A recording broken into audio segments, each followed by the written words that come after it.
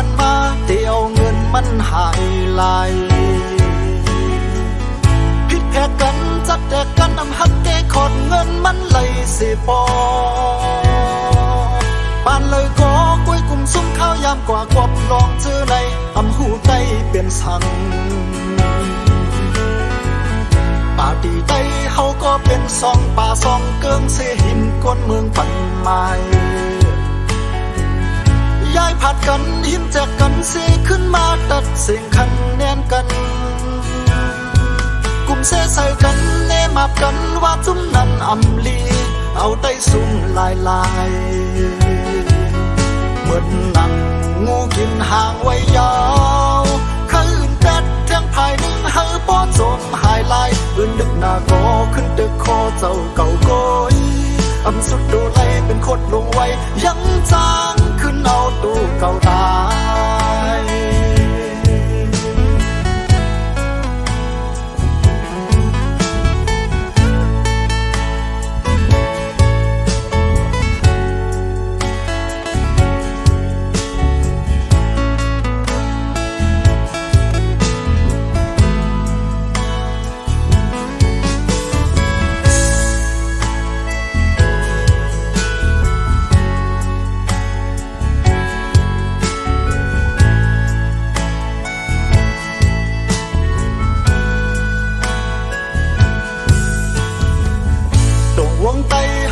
พันกว่าพันมาเตียวเงินมันหายไหล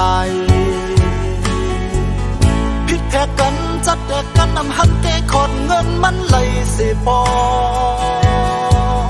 ปานเลยก็กุ้ยกุ่มซุ้มข้าวยามกว่ากวบลองเจอในอำหูไตเป็นสังดับซึกจึงไตก็เป็นลายหมู่ลายจุ้มเสขึ้นหุ่มกันตายยื้อก็ไตตายก็ไตทุกข้าขันเจอปลายก็ไตเยา